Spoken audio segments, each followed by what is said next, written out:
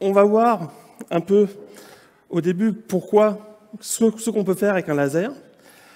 Je vais redéterminer ce qu'est la lumière et ce qu'est la lumière laser en opposition à la lumière normale. On va parler d'émissions stimulées, d'amplification et de rayons laser. Et au final, je vous présenterai ce qu'on appelle un peu les lasers de l'extrême, donc des lasers sur lesquels on développe et sur lesquels on travaille, donc des lasers avec des durées d'impulsion extrêmement courtes. Donc déjà, pour teaser un peu la suite, c'est des durées d'impulsion qui sont de l'ordre du millionième, du milliardième de seconde. Donc ça vous donne une échelle un peu des ordres de grandeur qu'on utilise. Alors, l'histoire de laser commence en 1960. Ça a été inventé par Theodor Meinmann avec le premier laser à rubis. Donc le laser a maintenant un peu plus de 60 ans. Mais en fait, son histoire commence bien plus tôt, dès 1917, par les principes énoncés par cette personne, que les plus jeunes doivent connaître peut-être plus, ou avec une photo un peu plus âgée, c'est Albert Einstein. Et en fait, qui a émis le principe d'émission de lumière stimulée, c'est-à-dire qu'un photon peut en créer deux. Par la suite, dans les années 50, un autre prix Nobel français, Alfred Kassler, a lui démontré l'excitation efficace des atomes à l'aide de la lumière, ce qu'on appelle le pompage optique, et ce qui est à la base de tous les gros systèmes laser. Le premier effet laser, entre guillemets, a été démontré en 1958, un tout petit peu avant le premier laser à rubis, et ça s'appelait un maser. Juste parce qu'en fait, c'était pas de la lumière qui était amplifiée, c'était des micro-ondes. Notez que c'est encore un prix Nobel. Et très récemment, en fait, Gérard Mourou, avec Donna Strickland, qui était son étudiante, et Ashkin, pour la pince optique, ont eu le prix Nobel en 2018 pour la démonstration de l'amplification à dérive de fréquence. J'en parlerai peut-être un tout petit peu à la fin. Mais ce principe a vraiment donné un essor énorme à tous les lasers de puissance et vraiment à la base de tous les développements sur les 20 dernières années. Prix Nobel aussi donc en 2018. Donc si on regarde le laser, ça veut dire Light Amplification by Stimulated Emission of Radiation. Donc en français, amplification de la lumière par émission stimulée de radiation. C'est à la fois un phénomène physique et un objet, un appareil. Souvent, on appelle donc l'objet par son acronyme. Donc, comme je vous ai dit, en 1960, le laser, quand il a été inventé, était principalement un objet de recherche fondamentale. Maintenant, de nos jours, le laser est omniprésent dans notre vie de tous les jours. Alors, je sais qu'à la maison, on n'utilise pas forcément ça, mais déjà, il y en a un ici, ne serait-ce que pour la présentation. Et là, je vais vous montrer quelques exemples, en fait, d'utilisation dans la vie quotidienne, et surtout la multiplicité qu'il y a au niveau des lasers. Alors, les caractéristiques peuvent être très différentes selon les applications, que ce soit au niveau de la taille. Il y a les diodes laser qui sont extrêmement petites, qui ont la taille à peu près de la pointe de la mine d'un crayon, ou alors des lasers énormes, comme le laser mégajoule, qui est développé par le CEA. Pour une idée, ça c'est le bâtiment du laser mégajoule. Au centre, il y a l'enceinte d'interaction. Et chaque côté représente 2 bras du laser. Enfin, il y a plus de 200 bras faisceaux laser, mais qui sont multiplexés les uns sur les autres. Et on dit qu'au final, il y a 4 bras. Mais donc, il y a un bras ici, un bras ici, un bras là. Et ça fait plusieurs centaines de mètres. Donc, c'est des faisceaux qui font 60 cm de diamètre, qui sont énormes. Les puissances, pareil, sont extrêmes. On peut parler du microwatt pour les petits lasers, de quelques milliwatts, comme c'est ce laser que j'ai en main, jusqu'à des pétawatts, donc des millions de milliards de watts. Donc 1 pétawatt, c'est tous ces zéros-là, avec un 1 devant.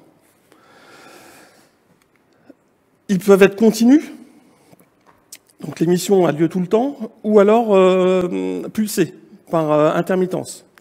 Et dans ce cas-là, l'énergie va être concentrée sur une certaine durée et va se répéter au cours du temps, X fois en 1 seconde. Et ce temps-là, enfin cette grandeur-là, est appelé le taux de répétition du laser. Donc les lasers peuvent être utilisés pour transporter de l'énergie, lire de l'information, amener de l'énergie d'un endroit à un autre, effectuer des mesures précises. Et on va voir maintenant différents exemples de la vie quotidienne, dans l'industrie, dans la médecine, dans la défense et dans la recherche. Alors déjà, un exemple de la vie de tous les jours, un lecteur de code barre quand vous allez faire vos courses. C'est un petit laser diode qui balaye donc le code. Et en fait, la succession de zones blanches et noires, selon la largeur, ça change l'émission enfin la réflexion du laser vers le capteur, et ça contient de l'information. De même, alors je sais que les plus jeunes, maintenant, toute la musique est dématérialisée en MP3 et il n'y a plus vraiment de CD. Mais quand j'avais votre âge, moi, il y avait les CD à l'époque qui permettaient donc de graver des informations. Et en fait, c'est un peu le même principe, sauf que là, ça va être une succession de marches plus ou moins profondes qui va coder l'information. Et en fait, mais les lasers sont également utilisés pour graver ces CD. Et donc pour faire ces marches plus ou moins profondes. Et selon la longueur d'onde, la couleur du laser, ces marches vont être plus ou moins profondes, plus ou moins étroites, et on va pouvoir stocker plus d'informations. Et on note par exemple, entre les Blu-ray et les CD, il y a quasiment un facteur 2 sur la longueur d'onde, donc qui permet d'augmenter très largement la capacité de stockage. Ça, c'est vrai aussi pour tout ce qui est gravure tout ce qui est électronique pour les processeurs d'ordinateurs, par exemple. Plus la longueur d'onde va être courte, plus on peut faire des processeurs qui sont puissants. Donc là, on utilise la propriété donc, de couleur unique du laser et la qualité de faisceau. Donc, transporter de l'information. Pour tout vous dire, cette présentation a été faite en partie en 2010. Donc, depuis, les fibres pour l'Internet se sont largement répandues, ce qui n'était pas le cas à l'époque. Mais donc là, la plupart des gens, maintenant, ont chez eux un Internet fibré, donc avec transport optique de l'information. Donc là, l'info est codée, modulée, transportée, et puis avec un récepteur décodé. Et en fait, il y a un réseau mondial de ce type de laser et de systèmes de transport qui relient les différents continents entre eux. Et il y a 80% donc, des communications de longue distance dans le monde qui sont faites grâce au réseau de fibre optique. Donc là, une fois de plus, on va utiliser la propriété de couleur unique et de qualité du faisceau laser. Mais tout ça, c'est un peu des petits lasers. De même, dans une imprimante laser, on va trouver un système qui, lui, va permettre de faire en sorte que le toner se colle à l'endroit où le laser passe et donc à faire l'impression. Et donc ces types d'imprimantes maintenant sont très rapides et plus précises que les jets d'encre classiques. Toujours couleur unique et qualité de faisceau qui sont les propriétés utilisées. Et on en a parlé un tout petit peu dans l'intro, donc il y a des systèmes qui permettent de faire de la télémétrie, donc de mesurer des distances.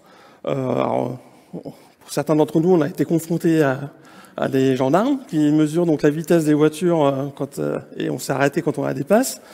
Mais il y a aussi des systèmes sur des chantiers ou même maintenant, quand vous bricolez à la maison, il y a des systèmes qui vous donnent les longueurs des pièces et ce genre de choses qui fonctionnent pour certains par laser.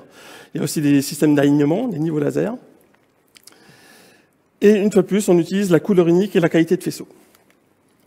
Là, des systèmes un peu plus puissants maintenant pour mesurer des très longues distances et notamment la distance Terre-Lune. Il y a une mesure qui a été faite très récemment, je crois il y a 2 semaines, qui a augmenté la précision de la mesure. Je crois que la précision est de l'ordre de quelques mètres maintenant. Et donc on utilise pour ça des réflecteurs qui ont été placés par les différentes missions Apollon. Et donc on envoie un faisceau laser sur la Lune. Ces réflectomètres sont des systèmes optiques assez spéciaux qui ont la propriété de toujours réfléchir dans le sens contraire au sens d'arrivée. Et donc ça permet, donc en mesurant la différence, le temps mis pour récupérer la lumière après avoir été réfléchi par la Lune, vu qu'on connaît la vitesse de la lumière, qui est de 300 000 km/s, de mesurer la distance Terre-Lune. Cette fois-ci, en plus des propriétés précédentes, qui est de couleur unique et qualité de faisceau, on va utiliser la puissance qu'on peut mettre dans un laser. Dans l'industrie, où les lasers sont très largement utilisés pour tout ce qui est découpe, pour des divers types de matériaux, que ce soit les métaux, les plastiques, le bois, même le papier ou le carton. On pourrait se dire que ça brûle, mais non, il y a des systèmes qui permettent de découper ça avec de l'extrême précision et extrêmement rapidement. Et donc là, on utilise le fait que la lumière peut être très intense. Là, des exemples de perçage et de découpe avec des précisions extrêmement fortes. Là, on est lors de la centaine de microns, donc 0,1 mm, pour de la soudure, pour de la découpe, ou pour même de la rénovation, pour des nettoyages de pierres et de sculptures de différents monuments. Et l'intérêt, c'est d'utiliser, d'avoir un système non abrasif qui ne prend pas d'eau ni de réaction chimique. Donc, il protège en fait l'œuvre au départ. Là, je vais vous montrer quelques films. Par exemple, celui-ci.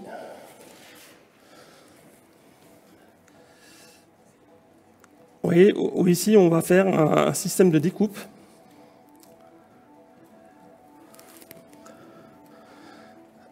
Et on va voir à un moment donné le système laser, notamment le point focal qui permet de découper. Voilà, c'est ici. Donc là, on a la tête laser, et ici, la découpe qui a lieu.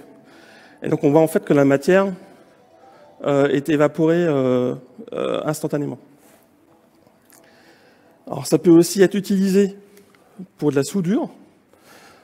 Ici, on va amener deux tubes, l'un en contact de l'autre, et en fait, il va y avoir des contacts, enfin des impacts laser qui vont faire en sorte qu'on va souder ensemble les deux pièces.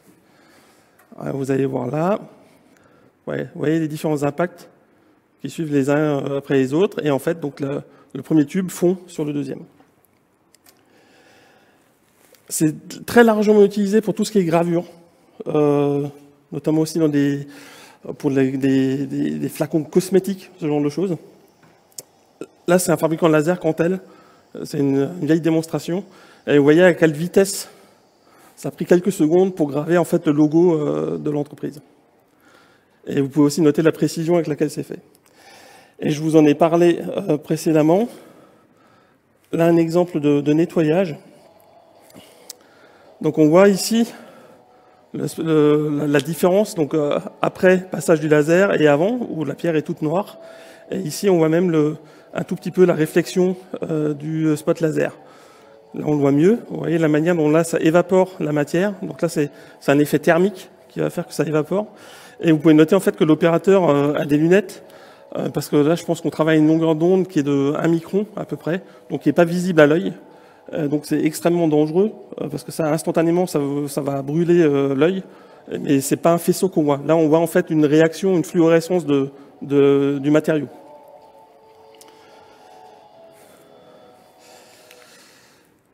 Alors en médecine, les lasers sont largement utilisés en dermatologie, pour les traitements de tumeurs, d'acné, pour le détatouage. Ça, c'est un gros consommateur de laser, un gros domaine.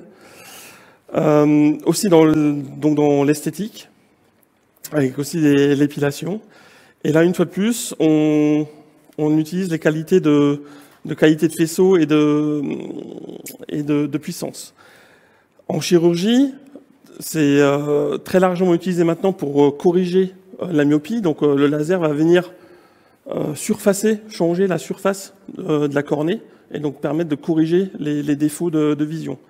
Il y a même maintenant des systèmes qui sont utilisés pour essayer de découper la surface de l'œil. Avant, pour l'instant, c'est fait mécaniquement, mais il y a des systèmes avec du son et des impulsions très courtes qui permettent de découper cette partie donc, de l'enveloppe de l'œil par laser. Il y a aussi je ne sais pas si j'en ai parlé, les bistouris laser qui existent. Et donc là, toujours on utilise les qualités de couleur unique, qualité de faisceau et lumière intense. En défense, forcément, les militaires, c'est ce genre de choses auxquelles ils s'intéressent. Donc il y a des systèmes qui existent, que ce soit pour guider des missiles ou pour mesurer des distances, mais il y a de plus en plus de recherches qui a été faite sur la destruction de missiles balistiques. Il y a notamment un système qui fait plusieurs centaines de kilowatts. Et j'aime bien en fait la dénomination qu'ont les militaires de ce système. Pour eux, c'est une arme moderne à énergie dirigée. Voilà. C'est plus un laser. Et l'avantage pour eux, c'est que c'est entre guillemets réutilisable à l'infini. Il n'y a plus besoin de transporter les munitions dans les systèmes. Et donc ça peut être très avantageux en situation de guerre. Donc là, cette fois-ci, on utilise vraiment des lumières qui sont extrêmement intenses. En recherche, forcément, on va l'utiliser. On l'a utilisé dès son invention, des années 60. Alors par exemple, il y a des lasers extrêmes, comme le laser mégajoule. Donc comme je vous ai dit, c'est 260 faisceaux. Et une chambre expérimentale qui fait plus de 10 mètres de diamètre. Ça, c'est une image de la chambre expérimentale. Donc là, vous avez la taille d'une personne, on va dire à peu près 1,80 m. Vous imaginez la taille de la pièce, et il faut ramener les 260 faisceaux au même endroit sur une cible qui fait 1 micron, qui fait 1 millionième de millimètre. Donc technologiquement, c'est assez poussé. Et d'ailleurs, je pense que vous avez dû entendre parler qu'aux États-Unis, où il y a le même système laser, en fait, on fait le même que celui des États-Unis, ils ont récemment démontré une réaction de fusion nucléaire, où il y a eu du gain d'énergie. Alors, c'est vrai que aux infos, on a entendu, ils ont fait une réaction de fusion. Il y a une réaction de fusion par rapport à l'énergie lumineuse qui a été amenée. Si on regarde par rapport à la prise électrique, on est encore très très loin de produire de l'énergie par fusion. Mais bon, ça c'est aussi un aspect qui est étudié à Bordeaux, au CESTA, donc à la partie militaire du CEA, où il y a une partie donc étude des plasmas FCI dans le civil. Donc ça c'est une idée. Là, ce que vous voyez là, c'est les tubes de transport de faisceaux. Donc tout ça, ça se fait sous vide. Donc on va pomper l'air pour arriver à des caractéristiques, enfin des quantités de particules qui sont équivalentes à ce qu'il y a dans l'espace, en fait. Il faut que l'air soit extrêmement pur pour que ces faisceaux-là puissent se propager sans se dégrader. Donc ça permet d'atteindre des millions de degrés et des milliards de fois la pression atmosphérique au niveau d'une cible. Donc on crée des conditions qui n'existent pas naturellement et on va essayer d'imiter un peu les conditions qui existent dans le Soleil. Plus récemment, il y a le laser Apollon qui s'est construit au CNRS, là, sur le site en fait sur lequel je travaille. Donc il y a un laser qui doit faire 10 pétawatts, donc c'est 10 millions de milliards de watts. Et donc un laser impulsionnel dont la durée d'impulsion devrait faire dans les 15 ou 20 femtosecondes. Donc une femtoseconde, c'est 1 millionième de milliardième de seconde. Donc c'est vraiment concentrer l'énergie dans des temps extrêmement courts. Et il y a les programmes ELI, qui sont des systèmes encore plus puissants, 5-10 pétawatts, qui ont été construits en Roumanie, Hongrie et République tchèque. Donc là, une fois de plus, on rajoute une autre propriété, c'est le fait de pouvoir contrôler extrêmement précisément la lumière. Et on peut faire de la recherche avec des systèmes plus compacts, des systèmes par exemple que moi je développe et sur lesquels on travaille au laboratoire. Ce sont des systèmes qui font soit la taille à peu près de cette table, ou qui peuvent faire jusqu'à 4 ou 5 mètres de long. Et c'est en fait une succession de différents lasers qui permettent d'amplifier la lumière. On verra ça un peu plus tard, j'expliquerai un peu plus clairement ce qu'on entend par des expressions de pompe-sonde, donc pour étudier les dynamiques dans les molécules ou dans les atomes. On peut aussi utiliser les lasers pour arrêter le mouvement des atomes.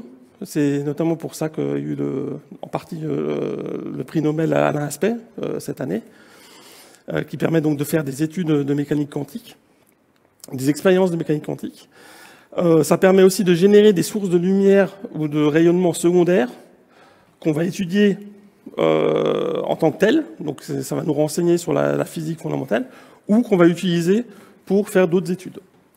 Et comme on l'a déjà dit, de la métrologie, mais cette fois-ci ultra précise, notamment c'est avec des lasers qu'on définit la seconde.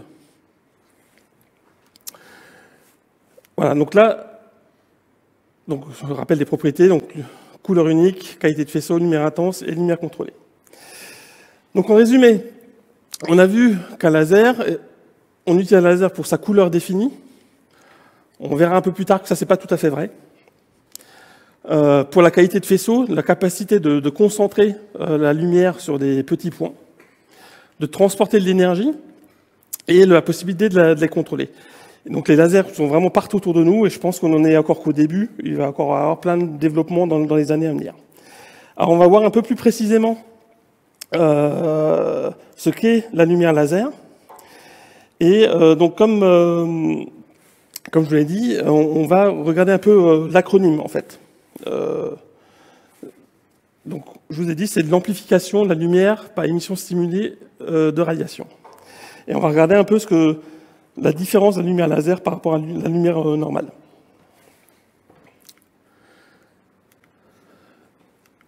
Voilà, donc ça je vous l'ai dit. Donc qu'est-ce que la lumière et qu'est-ce que la lumière laser? Donc la lumière, c'est un objet physique qui est relativement complexe, parce qu'en fait il peut être vu comme une particule, qu'on appelle les photons, et peut-être que dans la suite vous m'entendrez parler un peu de ça, qui se propage, mais ça peut aussi être vu comme une onde. Alors une onde, moi j'aime bien utiliser l'image des vagues.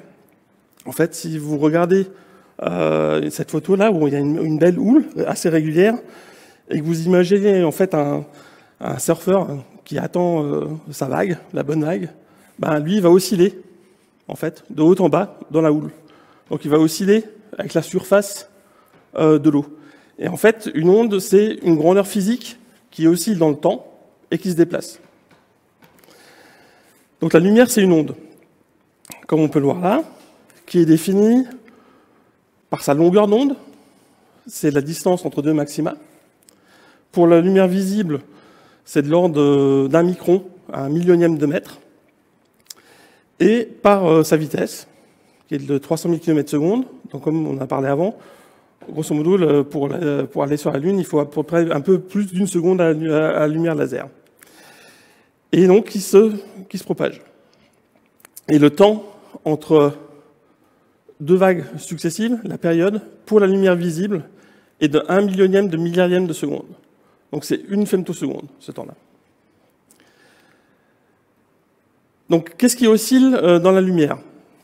Alors, juste un petit rappel, si on considère deux particules chargées Q1 et Q2 de charge opposée, ben les deux vont être attirées l'une par l'autre, comme s'il y avait un ressort entre eux. Et donc on peut définir une force qui agit sur chacune de ces particules. De même, si elles sont de charge opposée, ben elles vont se repousser l'une de l'autre. En physique, on décrit cet effet de force en disant qu'une particule chargée, en fait, crée tout autour d'elle un champ électrique, qui est représenté ici par les flèches noires.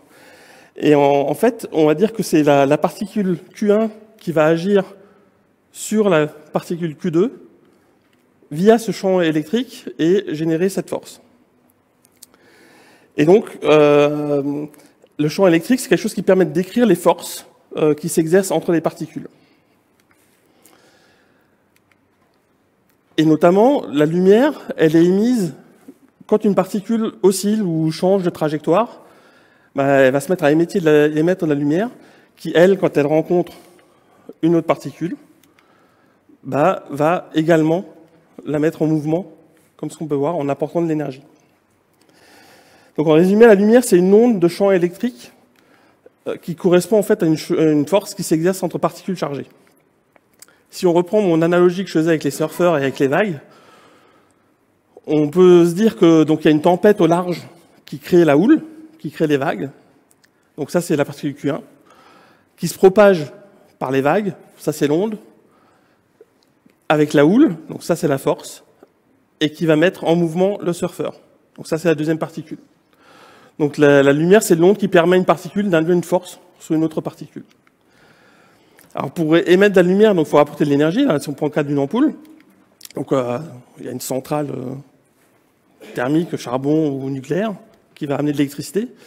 Ça va mettre en mouvement, dans les trajectoires plutôt désordonnées, les électrons, qui eux vont émettre donc une onde lumineuse. Ça va énerver les électrons dans les atomes de l'œil. Et cette information va être décodée et transmise via un signal électrique qui est généré au cerveau, et va être décodée, et on va voir l'ampoule. Et donc la lumière contient donc de l'énergie qui est perdue en fait par les particules quand elles se mettent en mouvement. Pardon. Donc, en fait aussi, il y a une multitude de lumières qui sont différentes, notamment par leur longueur d'onde, et c'est ce qu'on appelle le spectre électromagnétique. Donc, il y a des longueurs d'onde qu'on appelle infrarouge, les domaines visibles. Donc, l'infrarouge, on ne le voit pas. Le visible, l'UV, on ne le voit pas à l'œil nu non plus, les X et les gamma. Et ces différentes longueurs d'onde, elles sont caractérisées donc par lambda, le décalage entre deux maxima, qui est plus ou moins grand selon la longueur d'onde. Et donc, plus on va aller vers les rayons gamma, plus cette période est faible. Et l'oscillation est rapide. Et donc, nous, notre domaine qu'on voit, il est ici, dans le domaine de lumière visible.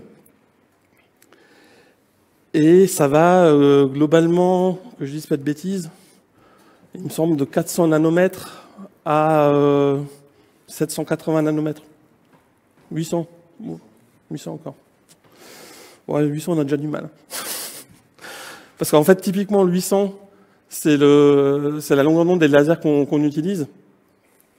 Et en fait, à l'œil nu, vous ne le voyez pas. En fait, souvent, on le voit par une réflexion, une diffusion sur un papier. Et c'est en fait la réaction du papier qu'on voit, qui donne une certaine couleur. Et c'est elle qu'on voit. Mais le 800 nanomètres, on le voit déjà plus. Donc, la différence aussi entre lumière usuelle et lumière laser, je vous ai dit, donc, on a une oscillation bien régulière là. On a différentes oscillations pour la lumière, donc différentes longueurs d'onde qui sont émises. Et en fait, la somme de toutes ces longueurs d'onde, ça donne une onde qui est très perturbée, très chaotique, quand un observateur la regarde. Et en fait, on regarde la lampe un peu d'une autre manière, on voit tout à fait autre chose. Ça n'a rien à voir l'une avec l'autre. Alors que la lumière laser, quelle que soit la manière dont on va la regarder, on va toujours voir la même chose. Et c'est ce qu'on appelle, donc la lumière normale est dite incohérente. C'est un peu quand la mer est agitée, quand il y a du clapot. Alors que la lumière laser, c'est une lumière cohérente, donc l'onde identique à elle-même tout le temps, et qui se propage, les belles vagues. Et justement, ça, c'est intéressant pour le surfeur parce que justement, il va pouvoir l'utiliser pour s'amuser, notamment selon la force de la vague. Et pour nous, c'est exactement pareil. Avec des lasers avec des ondes très intenses, on va pouvoir explorer des états de la matière qui ne sont pas atteignables naturellement. Donc maintenant, je vais vous expliquer un peu le principe d'amplification par émission simulée de radiation. Alors si on fait un petit zoom sur la matière, donc là, on va zoomer à l'intérieur du milieu amplificateur. Et ici, je représente en bleu, hein, ça, c'est mes systèmes atomiques, mes noyaux avec les électrons autour, qui normalement sont la plupart dans l'état bleu, qu'on appelle l'état fondamental. Et si on amène un peu d'énergie, ils vont être un peu ce qu'on appelle dans un état excité. Donc les électrons vont se mettre à bouger un peu, ou à changer de trajectoire. Et en fait, naturellement, quand ils sont dans cet état-là, ils vont le surplus d'énergie qu'ils ont, ils vont le perdre en émettant de la lumière, un peu n'importe comment. Et ça, c'est l'émission spontanée. Et ça, cette émission-là, elle est incohérente. Donc ça nous intéresse pas trop. Alors, ce qu'on va vouloir faire, en fait, c'est faire en sorte, si on amène une onde lumineuse déjà cohérente, une onde laser, donc cette onde, elle va déposer de l'énergie dans la matière, dans les atomes. Hein, on la voit, elle est moins intense derrière, qui vont se mettre à avoir de l'énergie, être dans un état excité. Et nous, ce qu'on va vouloir faire, en amenant de l'énergie par l'extérieur encore, c'est carrément inverser la situation, ce qu'on appelle l'inversion de population. C'est d'avoir beaucoup plus d'atomes qui sont dans un état excité que dans l'état fondamental. Et à ce moment-là, quand on injecte une onde laser cohérente, on va provoquer la désexcitation. Donc chaque atome va se désexciter, va émettre de la lumière qui va s'additionner, qui va dire, en atteignant d'autres atomes, va leur faire libérer de l'énergie aussi, lumineuse, et tout ça va se construire de manière cohérente et va créer une onde beaucoup plus importante que celle qui a été injectée au départ. Et on va même encore optimiser ça, par exemple, en faisant une cavité. Donc là, notre milieu amplificateur, on va l'entourer de 2 miroirs, par exemple. Et donc là, la lumière, on va la renvoyer dans le milieu, une fois qu'elle a amplifié une première fois, et ainsi de suite. Et ça, un certain nombre de fois. Et on peut, par exemple, avoir un miroir, ce qu'on appelle un miroir avec fuite en sortie. Alors, soit c'est un petit trou au centre, ou alors c'est carrément un matériau qui permet de laisser passer une partie de la lumière. Et donc, à ce moment-là, l'onde va sortir avec le reste la grande partie qui reste dedans et qui alimente l'effet laser. Et c'est comme ça, en fait, que sont faits ce type de laser ou des petits lasers ion-néon, ce genre de choses. Enfin, d'une manière plus compliquée, pas un schéma aussi simpliste, mais la plupart des lasers de puissance partent avec ce schéma-là. Donc on a vu que un laser, c'est un milieu amplificateur, qu'on apporte de l'énergie. Il peut être apporté soit de manière électrique, optique, par des flashs, donc de la lumière incohérente, ou par de la lumière cohérente, par d'autres lasers. Et c'est ça qu'on utilise. Et une cavité optique. Et ça donne un faisceau de lumière laser. Donc un faisceau contrôlé, cohérent, puissant, qui n'a rien à voir en fait avec la lumière visible, totalement incohérente, et qui n'a pas beaucoup d'intérêt pour nous. Alors, je vous ai dit précédemment que une des caractéristiques des lasers, c'est une longueur d'onde. Alors, c'est pas tout à fait vrai. Parce que justement, nous, ce qu'on cherche à faire, c'est d'amplifier plusieurs longueurs d'onde en même temps. Si on regarde un laser continu, ou un laser dont l'énergie va être comprimée, enfin concentrée en 1 nanoseconde, donc 1 milliardième de seconde, là, généralement, on peut dire qu'il n'y a qu'une seule couleur. Ça, c'est ce qu'on appelle une largeur spectrale. C'est pas très large. Par contre, les impulsions que nous, on utilise, femtosecondes, en fait, ça prend toute une partie du spectre. Ce sont des impulsions qui vont être entre 650 et 750 nanomètres. Et ça permet donc d'avoir des impulsions qui, au final, concentrent l'énergie sur des durées extrêmement faibles, et donc d'atteindre des éclairements très importants. Et en fait, c'est parce qu'il existe une relation en physique qui lie la largeur spectrale à la durée de l'impulsion. Et cette relation, le produit, c'est à peu près une constante. Donc on voit que plus la largeur spectrale, c'est-à-dire le nombre de couleurs qu'on a dans notre impulsion, va être important, plus l'impulsion va être courte. Par contre, c'est très très compliqué de réussir à amplifier de manière contrôlée des spectres très larges.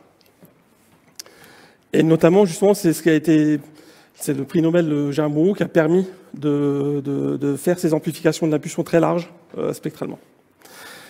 C'est la seule formule que je vais vous montrer de la soirée. C'est l'éclairement crête, qui est en fait la puissance sur une surface. Et la puissance, en fait, c'est l'énergie divisée par le temps. Donc c'est l'énergie qui est comprise dans le temps de l'impulsion, les quelques femtosecondes, divisée par la surface où on concentre la lumière. C'est ce qu'on appelle le point de focalisation. Donc on peut concentrer les rayons avec des optiques, les rayons lumineux. Donc pour avoir des éclairements maximum sur les cibles, alors il est important d'augmenter l'énergie, de réduire la durée et de réduire la taille de la tâche focale. Par contre, il y a des limitations. On ne peut pas aller à l'infini. Donc, notamment en énergie, on va être à un moment donné limité par les seuils de dommage des différents composants, que ce soit pour transporter la lumière ou même pour la créer dans les amplificateurs, ou par l'énergie qu'on peut amener dans le milieu. La surface, on va être limité aussi. Ça, c'est le principe de limite de diffraction. Il y a une taille au-delà de laquelle on ne peut pas aller physiquement. C'est ce qu'on peut atteindre de plus petit. Et la durée, qui est donc la correspondance, la limite de Fourier, la correspondance que je vous ai donnée précédemment entre la largeur du spectre et la durée de l'impulsion. Il y a encore quelques autres subtilités dans les lasers, enfin dans l'amplification qui limitent encore le fait de pouvoir amplifier des impulsions très larges spectralement. Donc ces lasers très courts et très énergétiques, on va pouvoir les focaliser sur une cible. Et là, on va créer ce qu'on appelle un plasma.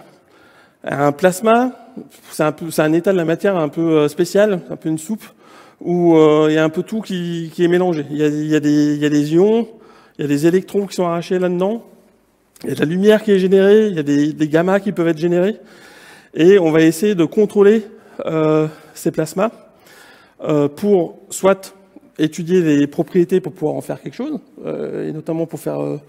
il y a tous les systèmes, que ce soit par fusion inertielle ou par fusion magnétique, pour créer de l'énergie. Ou alors on va utiliser certaines de ces propriétés pour faire des nouvelles sources d'interaction. Que ce soit de la lumière qui est générée, c'est de la lumière qui peut être générée dans ce qu'on appelle la gamme UVX, donc jusqu'à quelques nanomètres, entre 150 nanomètres et 1 nanomètre. Ensuite, il y a les X un peu plus mous, dans le domaine du cave, kiloélectronvolts, ou carrément des électrons ou des protons qui ont des millions d'électronvolts. Je vais vous montrer ça un peu plus tard. Donc, comme je vous ai dit, donc une échelle de temps, là, les impulsions, c'est 10-15 secondes. Il y a encore plus court, c'est l'attoseconde, donc c'est encore 1000 fois plus court. Et notamment, on peut voir que dans la nature, enfin les différentes choses qui nous entourent, notamment les cellules et les dynamiques qui sont en jeu dans les réactions qui impliquent des cellules, en fait, les cellules, c'est quelque chose qui a une taille de l'ordre de la centaine de microns, et les dynamiques sont de l'ordre de la nanoseconde. Par contre, pour les éléments plus petits, comme les grosses molécules, quelques dizaines de nanomètres, les temps caractéristiques, ça va plutôt être la picoseconde. Et plus on va aller vers le plus petit, plus les temps sont courts.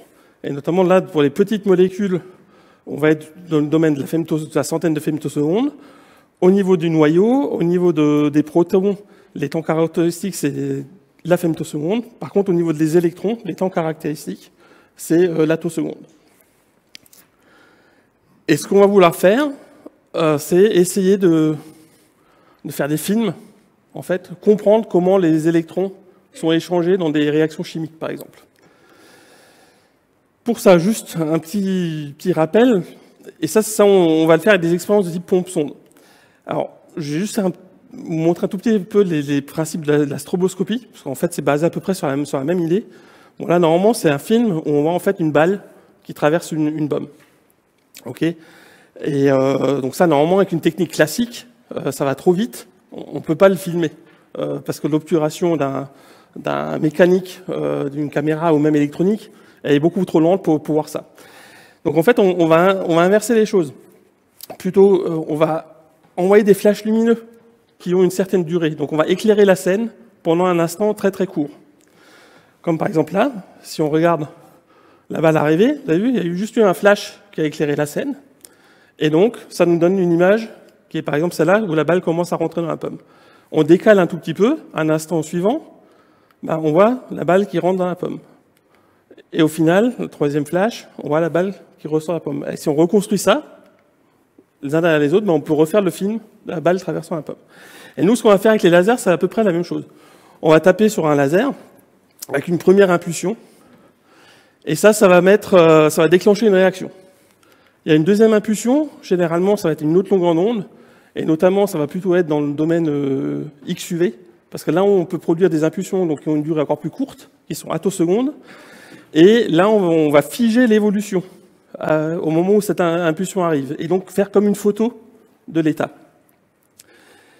Et on va répéter l'opération en décalant une impulsion par rapport à l'autre. Et au cours du temps, en faisant ça, on va reconstruire carrément le film d'une réaction. Par exemple là, ça ce sont des données expérimentales, si ça part,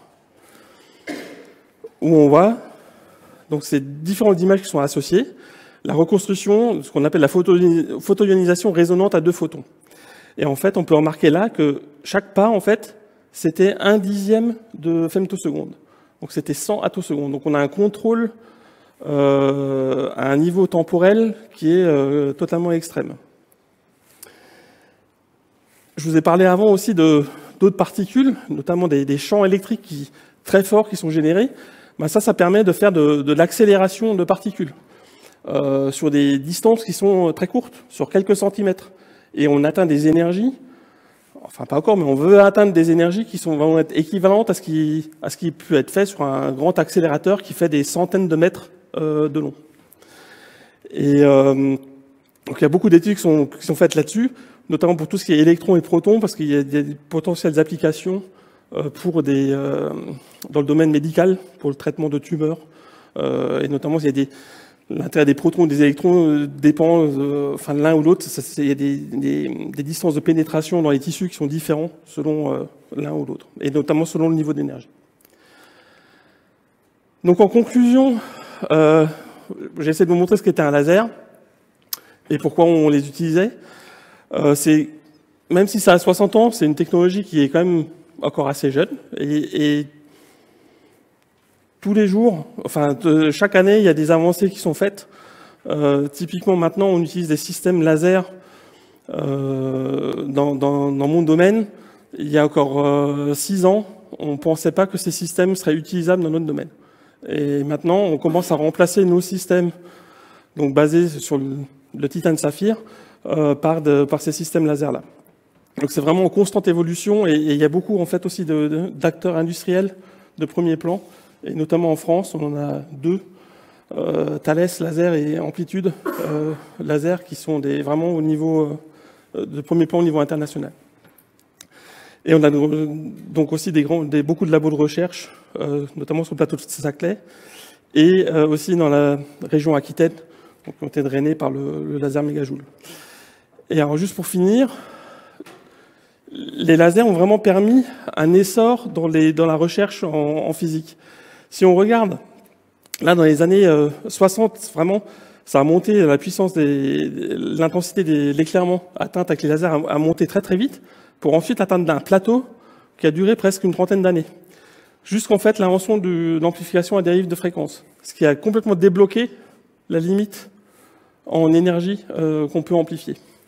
Et donc ça a donné accès à des domaines de recherche en physique atomique qui n'étaient pas possibles avant, en plasma laser, en optique relativiste, et maintenant on vise carrément ce qu'on appelle les quantum electrodynamics non linéaires, ce qui est en gros, pour simplifier, pas tout à fait juste ce que je dis, mais c'est on va créer de la matière à partir du vide. En fait, vous savez que quand un électron rencontre un positron, l'antiparticule, instantanément, ils vont s'annihiler en émettant de la lumière à une certaine longueur d'onde. Il va essayer de faire le process inverse, c'est-à-dire de focaliser une intensité suffisante dans le vide pour créer la paire électron-positron. Mais pour ça, il faut des éclairements, comme vous voyez, ils sont de l'ordre de 10-30 watts par centimètre carré, 10 puissance 30. Actuellement, je pense qu'on fait dans les 10 puissance 23 au maximum. Donc il y a encore la route, elle est encore assez longue pour y arriver. Et avec ça, je vais conclure. Je vais vous remercier pour votre attention. Et si vous voulez un peu plus d'informations, il y a de jolies choses sur le site du CEA, des jolis petits films qui ont été faits et qui permettent de comprendre peut-être plus clairement que ce que moi je vous ai raconté. Merci bien.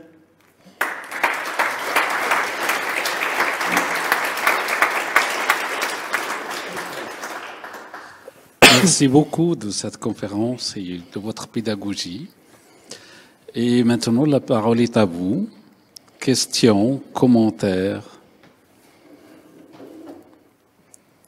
Allez-y, si la première question... Voilà, c'est bien, merci. Sinon, j'allais passer à l'interrogation.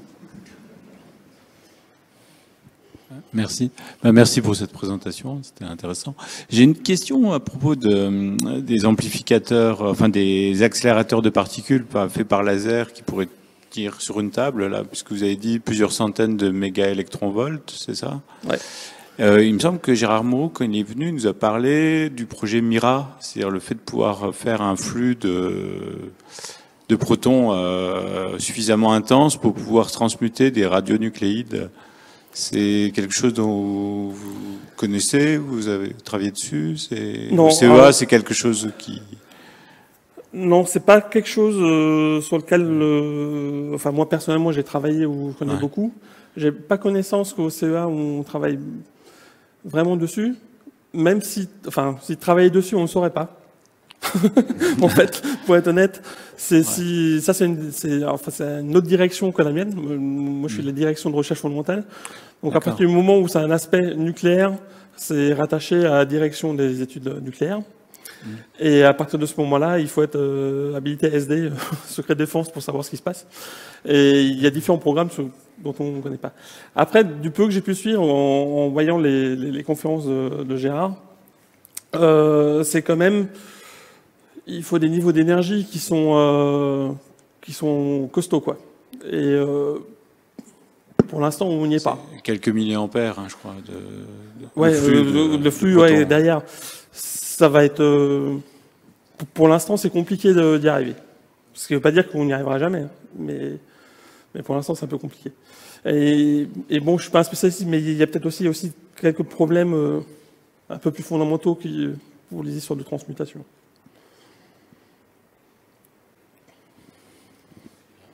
D'autres questions?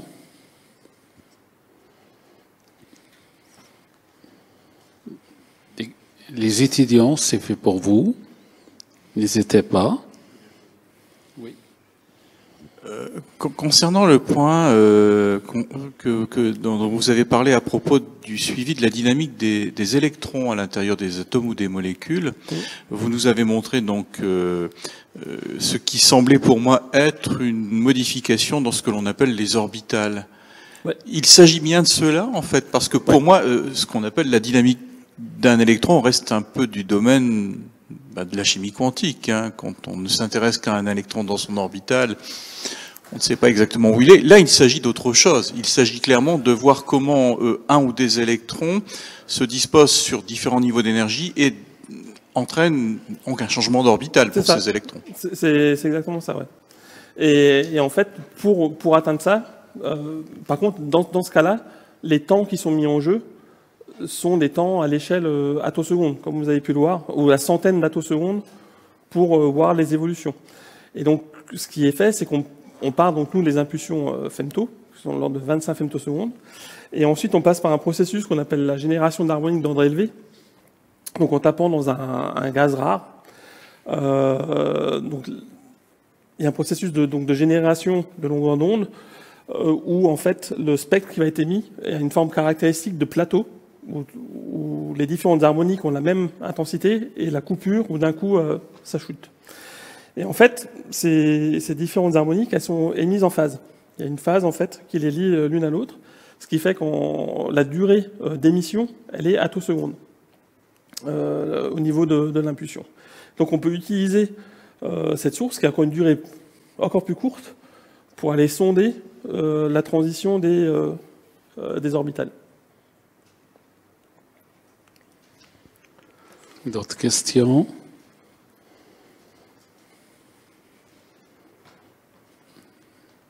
Je passe à l'interro alors. Oui. Ah, toujours, il y a quelqu'un qui sauve la situation. C'est bien. Je vais vous demander par rapport aux équipements que vous utilisez pour réussir à faire les émissions avec les propriétés que vous attendez. Vous êtes très dépendant des conditions géométriques de synchronisation thermique et ainsi de suite. Comment est-ce que vous réussissez à maîtriser l'ensemble de tous ces paramètres, ne serait-ce que, je sais pas, la sismographie des bâtiments que vous êtes en train de subir sur le local, quel qu'il soit, pour pouvoir faire, des expériences répétitives, c'est-à-dire qui vous permettent de conclure au sens scientifique, c'est effectivement ce qu'on est en train de faire, et on obtient les mêmes résultats.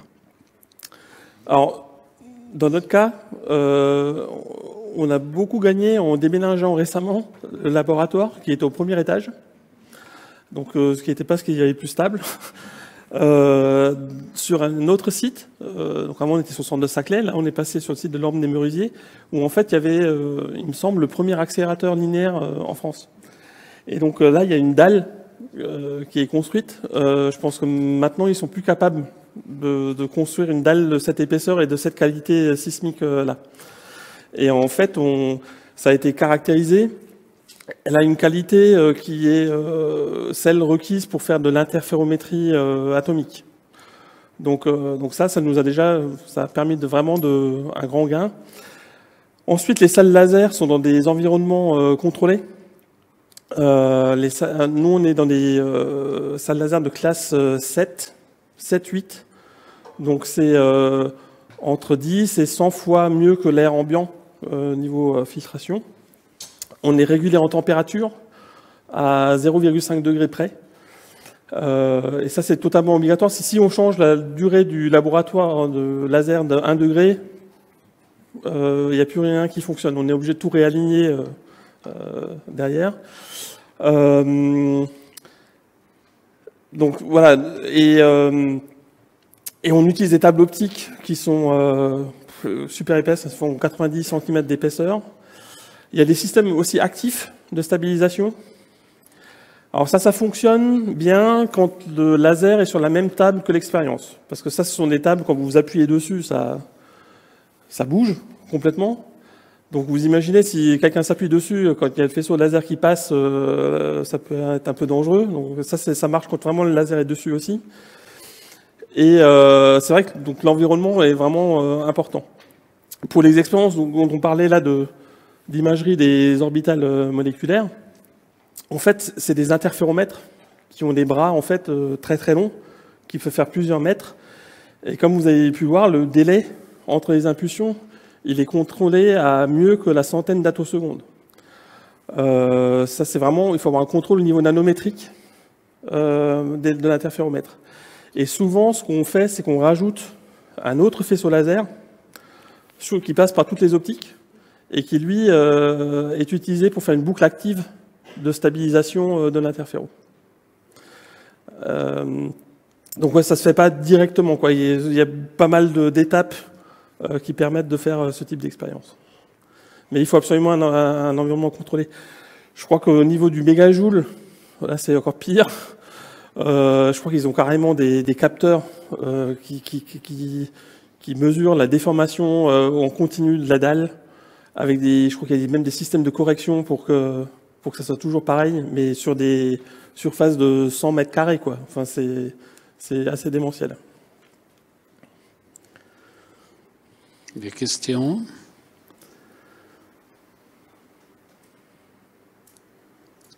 Alors, j'ai une petite question. Oui, toujours derrière.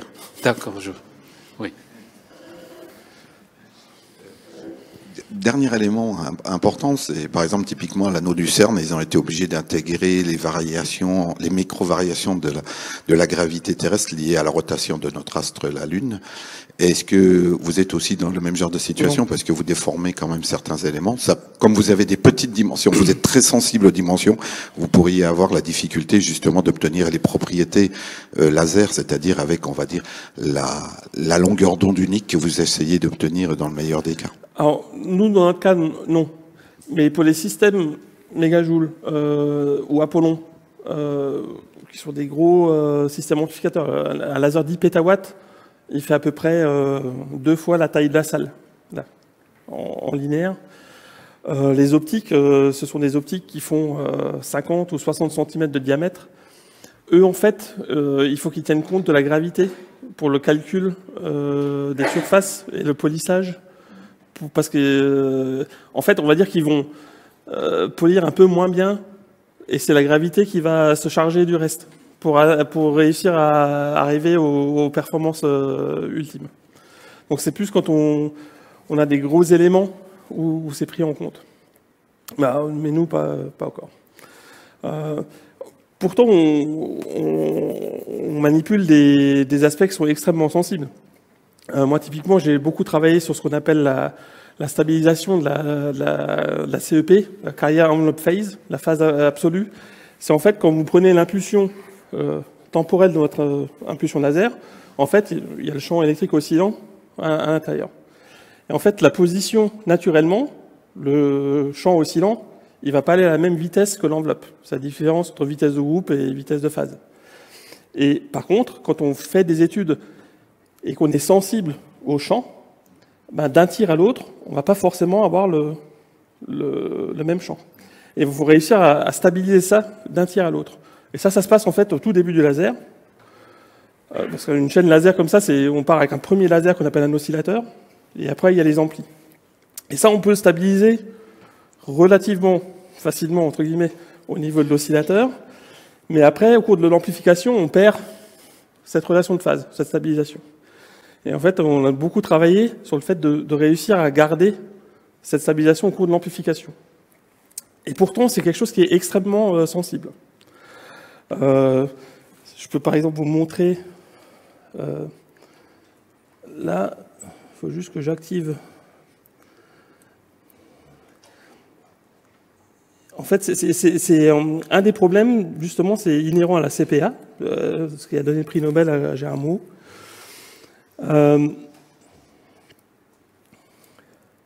En fait, pour amplifier des impulsions courtes, il faut au départ partir d'impulsions courtes, donc déjà qui ont un spectre large. Mais si on y va directement comme ça, très vite, on va atteindre les seuils de dommage des milieux amplificateurs et on va tout casser. Donc l'idée, en fait, c'est de rallonger temporellement l'impulsion. Et pour ça, en fait, on va passer par ce qu'on appelle un étireur. C'est composé de réseaux de diffraction. Et on va faire voyager certaines longueurs d'onde. Elles vont prendre un chemin qui est plus long que les autres.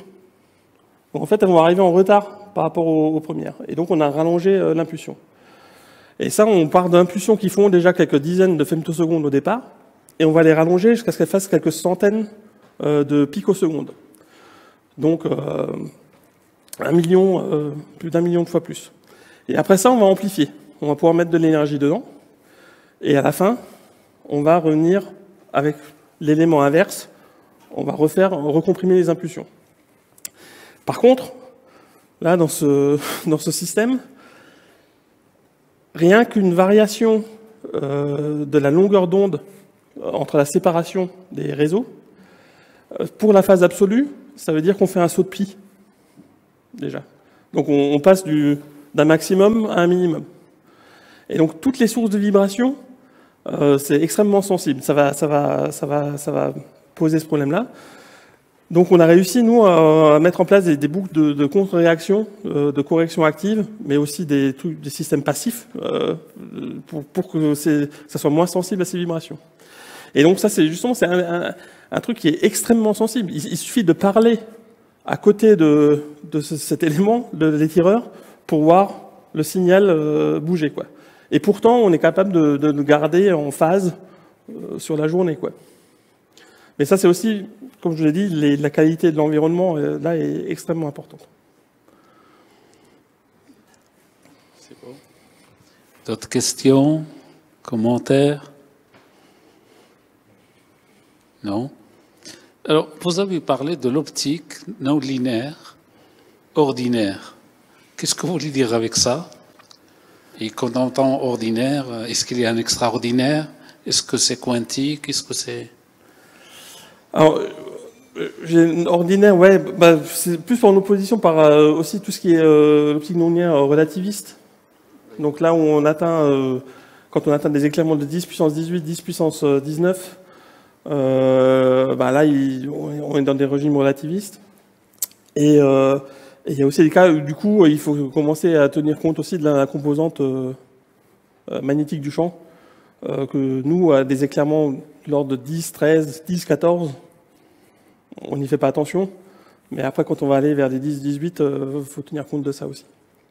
Et en fait, plus on va monter en éclairement, et plus on va devoir tenir compte de différents paramètres. Et donc, on va dire optique non linéaire classique, je dirais plus, c'est tout ce quand on va faire du doublage ou du triplage de longueur d'onde. Parce que là on est en régime perturbatif. Par contre, comme je vous ai dit, pour la génération d'harmoniques d'ordre élevé, on est en régime non perturbatif. Donc là, on va générer des longueurs d'onde qui n'existent pas si on regarde juste en régime perturbatif, ou en tout cas à des niveaux d'énergie qui sont bien plus faibles que ce qu'on fait vraiment. D'autres questions? Bon, écoutez, on va remercier encore une fois notre conférencier. Merci.